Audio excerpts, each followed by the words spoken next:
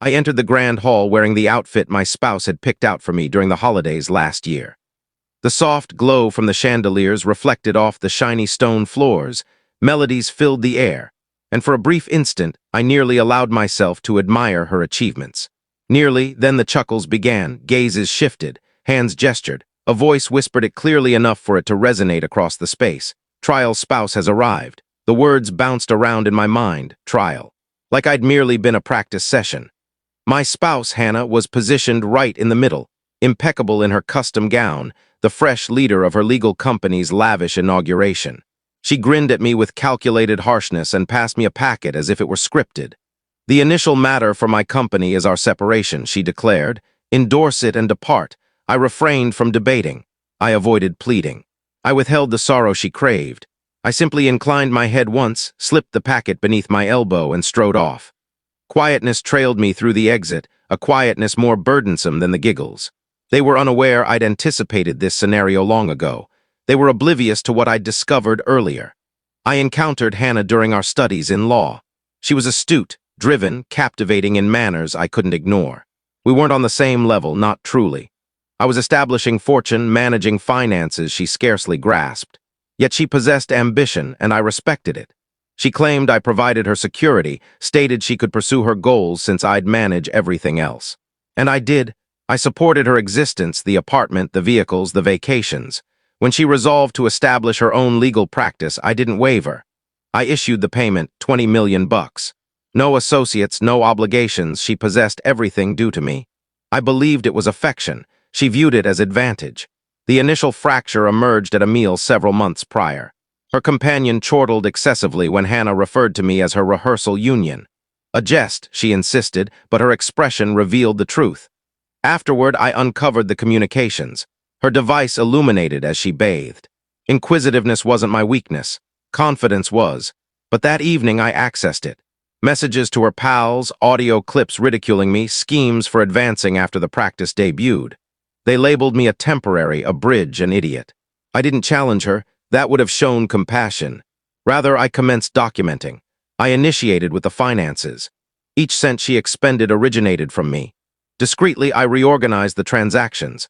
Her practices, running costs, the employee wages, the endorsements for that sparkling premiere evening, they all streamed via paths I commanded.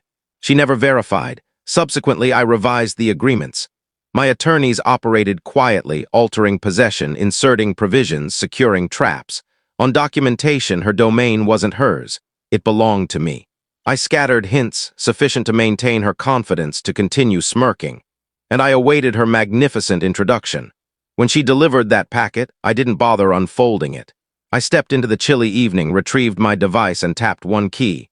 Funds halted. Transfers disappeared. The opulent getaway she had reserved for the following week, erased. The rental on her practice's workspace, terminated. Food service, performances, journeys all ceased instantly.